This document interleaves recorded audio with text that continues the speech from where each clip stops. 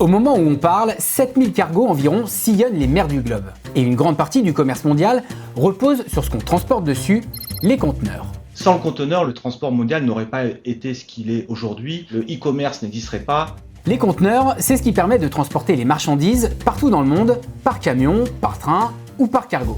Les plus grands navires peuvent même en embarquer plus de 24 000 à bord, et au global, on estime qu'aujourd'hui, le nombre de 40 millions de conteneurs présents sur la planète en état de naviguer est un chiffre qui paraît tout à fait crédible. Si les conteneurs sont indispensables à l'économie mondiale, c'est parce qu'ils sont facilement transportables et qu'on peut y ranger presque tout. Bref, ils sont un peu les boîtes tupperware de la mondialisation. Des boîtes qui sont fabriquées à plusieurs millions d'exemplaires chaque année, essentiellement par la Chine qui domine ce marché. D'autres pays veulent reprendre la main, en particulier l'Inde qui prévoit plus d'1 milliard de dollars d'investissement pour faire décoller sa production. D'autant que les conteneurs sont devenus si stratégiques qu'ils se retrouvent au cœur des tensions géopolitiques. Je m'appelle Olivier Armand, je suis journaliste aux Échos et je vous embarque après les sièges d'avion dans le business méconnu des conteneurs.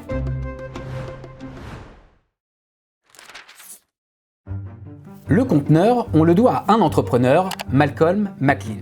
Nous sommes le 26 avril 1956 et cet Américain, dans la quarantaine, s'apprête à marquer l'histoire du transport maritime. Ce jour-là, il convie à bord d'un bateau, pas comme les autres, une centaine d'industriels, de journalistes ou de représentants des autorités portuaires américaines. Tous montent à bord d'un cargo d'à peine 200 mètres de long qui lève l'ancre dans le New Jersey pour accoster au Texas. Et sur ce cargo, il y a 58 boîtes métalliques remplies de marchandises. Ce sont les premiers conteneurs, au sens moderne du terme, dédiés au transport maritime. Et McLean en est convaincu, ils vont changer le commerce mondial.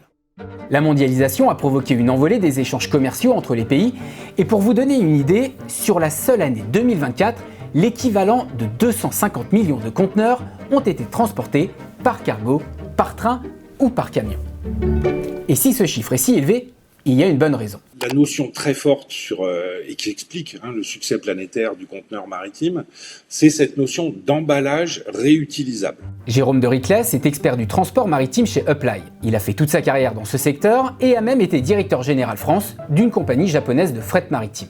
Les marchandises qui sont à l'intérieur de ce conteneur, elles ont besoin d'être beaucoup moins emballées que si elles n'étaient pas conteneurisées. Deuxième idée, c'est cette idée de multimodalité. C'est cette idée de caisse en acier qui peut sauter d'un navire pour passer derrière un camion, pour sauter sur une barge, pour sauter sur un wagon de chemin de fer. On va pouvoir, avec une idée de fluidité et de rapidité, passer d'un mode de transport à un autre. Et quel que soit le mode de transport, il y a un point important, c'est l'unité de mesure, l'EVP, c'est-à-dire l'équivalent 20 pieds.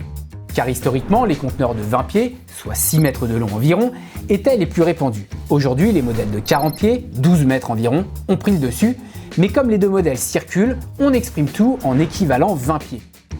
Bon, bref, un conteneur de 40 pieds égale 2 conteneurs de 20 pieds, c'est aussi simple que ça. Et pour vous donner une idée, dans un conteneur de 40 pieds, on peut stocker environ 8000 boîtes de chaussures. Mais surtout, on peut y stocker absolument tout, ou presque.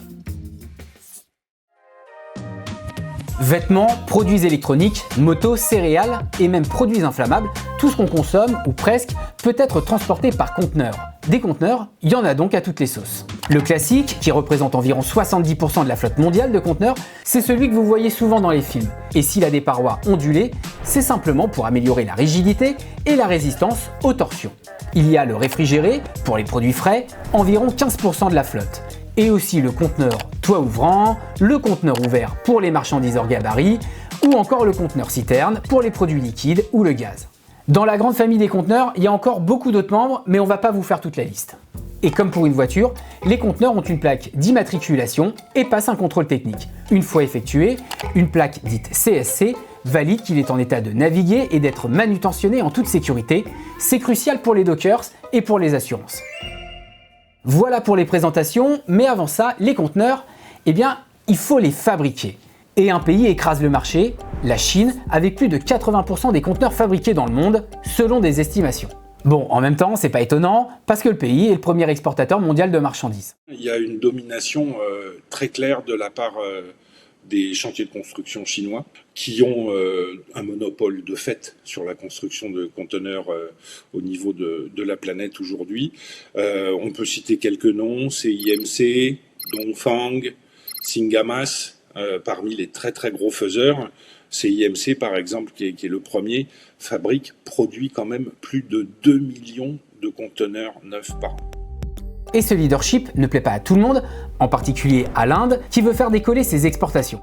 Le pays a annoncé en 2026 un plan d'investissement d'1,2 milliard de dollars sur 5 ans.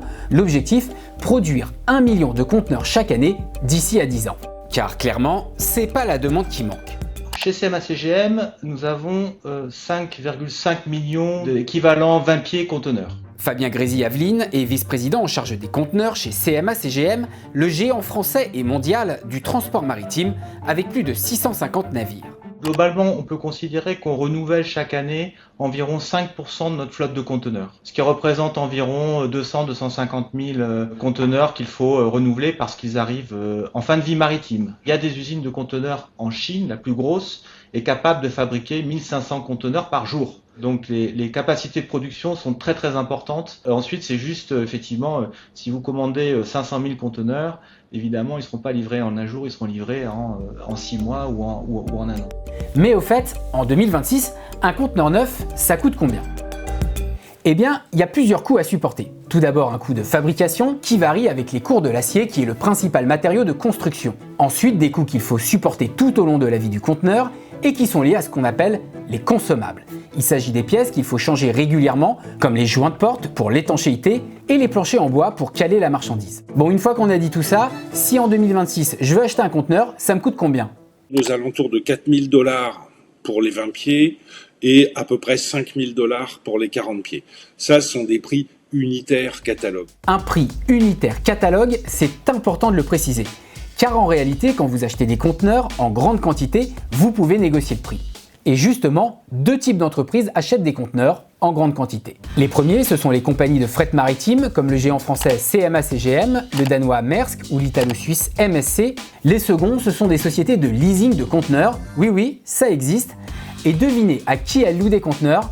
Eh bien, aux compagnies maritimes. Pourquoi le gisement de pertinence de ces loueurs ? C'est qu'un loueur, effectivement, on peut louer un conteneur à un endroit et le restituer à un autre. Et ce qui caractérise l'activité du transport maritime de conteneurs, c'est que les flux ne sont pas équilibrés dans une rotation entre l'import et l'export, et que donc il peut y avoir un gain très fort pour une compagnie maritime à prendre des conteneurs là où elle en a besoin et à les restituer là où elle n'en a plus besoin. Pour le reste, les marchés des conteneurs est principalement géré par des commissionnaires de transport qui jouent grosso modo le rôle d'intermédiaire entre les expéditeurs de marchandises et les compagnies maritimes. Le rôle des compagnies maritimes, quant à elles, c'est d'optimiser l'espace à l'intérieur des conteneurs en répartissant le poids avec un centre de gravité pour éviter les déséquilibres et les mouvements de marchandises. Surtout, un conteneur ne doit pas excéder un certain poids et je vous le dis, c'est impossible de tricher à cause de ces portiques. Ces portiques sont ce qu'on appelle tarés à 30 tonnes. C'est-à-dire que si au moment de la levée du conteneur, ils ont une mesure qui leur indique que le conteneur est à plus de 30 tonnes, ils blinkent, ça se met à sonner et le conteneur est reposé. Et là, retour à l'envoyeur ou explication, où il faut faire un dépotage partiel pour pouvoir re-rentrer dans les limites de poids. Si tout est conforme, un scellé est apposé que seules les douanes sont autorisées à ouvrir et à remplacer pour garantir l'intégrité de l'expédition. Voilà sur quoi repose une grande partie du commerce mondial. Le problème, c'est que ce modèle n'est pas infaillible. En 2024, 576 conteneurs ont été perdus en mer, soit un taux de perte de seulement 0,0002%. C'est très peu, c'est sûr, mais des conteneurs perdus en mer, c'est de la pollution pour les océans, en particulier s'il y a des produits dangereux. Surtout, plus d'un tiers des conteneurs ont été perdus au même endroit, autour du cap de Bonne-Espérance. Beaucoup de navires ont été contraints en 2024 d'emprunter ce couloir aux conditions maritimes plus dangereuses afin de contourner la mer Rouge après que plusieurs porte-conteneurs ont été victimes d'attaques depuis le Yémen de la part des Houthis qui sont classés organisations terroristes par les États-Unis. Les cargos et les conteneurs sont devenus des cibles. Chaque fois qu'un événement de type de celui que vous décrivez intervient, immédiatement il y a une cellule de crise qui se monte et lorsqu'on doit rerouter à la dernière minute un navire on le fait. On a également un centre de contrôle qu'on appelle un fleet center à CMA-CGM qui effectivement va piloter et va instruire chaque navire, lui indiquer la route à suivre de manière à ne jamais avoir un navire qui se trouve dans une situation à risque. Dans tous les cas, et pour finir sur une note plus légère, les conteneurs partent eux aussi à la retraite. Leur carrière va de quelques années pour ceux transportant des pierres ou du bois à plus de 15 ans pour ceux dédiés aux marchandises légères. Ensuite, certains s'offrent une seconde jeunesse sur le marché de l'occasion pour servir par exemple d'abri de jardin ou de chantier. Certains fabriquent même des logements avec. Merci d'avoir regardé cette vidéo des Échos. Après les sièges d'avion, j'ai trouvé intéressant de vous parler du business méconnu des conteneurs. N'hésitez pas à nous dire si vous avez d'autres idées dans les commentaires bien sûr et surtout, abonnez-vous à notre chaîne YouTube. On se revoit très vite.